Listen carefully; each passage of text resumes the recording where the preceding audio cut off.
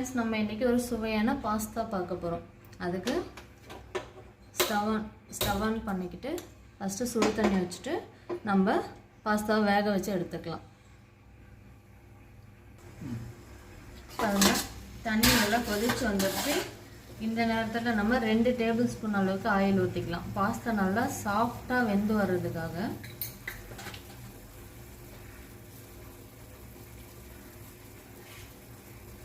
கால் table spoon அளவுக்கு உப்பு சேர்த்துக்கலாம்.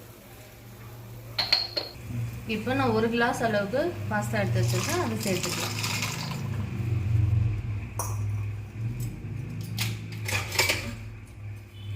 சேர்த்துட்டு ஒரு வாட்டி கிண்டி விடுங்க. இப்படி இது நல்லா கொதிச்சு வரட்டும்.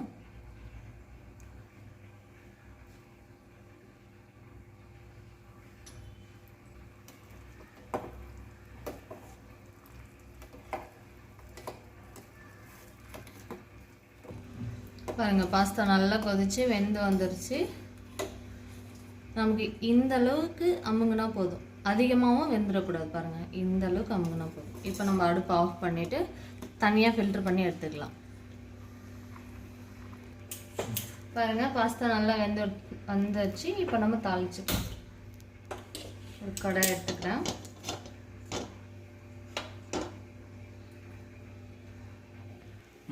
கடாய் வச்சாச்சு. இப்போ நம்ம வெங்காயம் போட்டுக்கலாம்.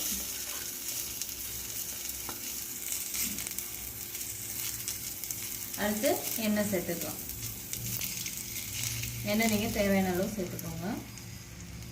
நான் 2 டேபிள் ஸ்பூன் அளவுக்கு எண்ணெய் சேர்த்துக்கேன்.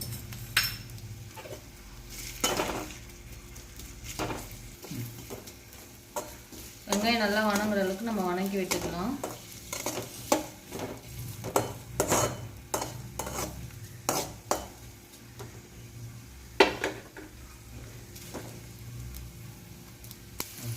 நான் ஒரு சின்ன 2 பீஸ் அளவுக்கு குடமிளகாய் சேர்த்துக்கிறேன். பொடி பொடியாக கட் பண்ணி சேர்த்துக்கலாம். சேர்த்துட்டு நல்லா கிண்டி விடுங்க. நல்லா வணங்கட்டும்.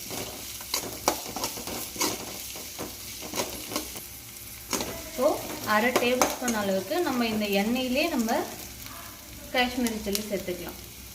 எண்ணெயோடு நம்ம சேர்க்கும் போது பாஸ்தாவுக்கு நல்ல ஃப்ளேவரும் மணமும் கொடுக்கும். அதனால தான் நம்ம எண்ணெயோடவே சேர்த்துக்கலாம். இந்த டைமில் சேர்த்தா ரொம்ப நல்லாயிருக்கும்.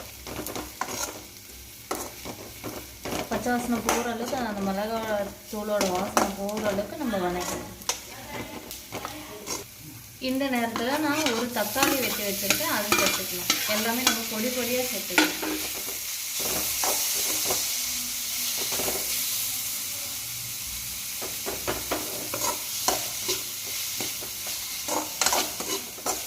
நல்லா வணக்கி விடுங்க.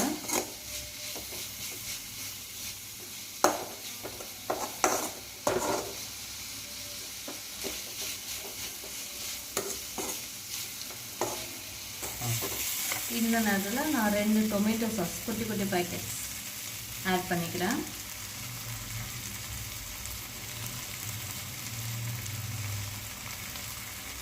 நீங்கள் பேக்கெட்டில் தான் ஆட் பண்ணணும்னு இல்லை, பாட்டிலில் வச்சுருந்தாலும் இந்த அளவுக்கு நீங்கள் சேர்த்துக்கிட்டா போதும். நான் 1 கப்பு தான், 1 கிளாஸ் தான் எடுத்துருக்கேன். அதனால் நான் இந்த அளவுக்கு சேர்த்துக்கிறேன்.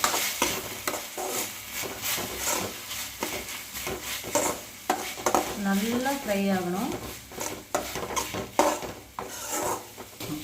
இந்த நேரத்தில் நம்ம ஆல்ரெடி வேக வச்சு எடுத்து வச்சிருக்கிற பாஸ்தாவை சேர்த்துக்கிறோம்.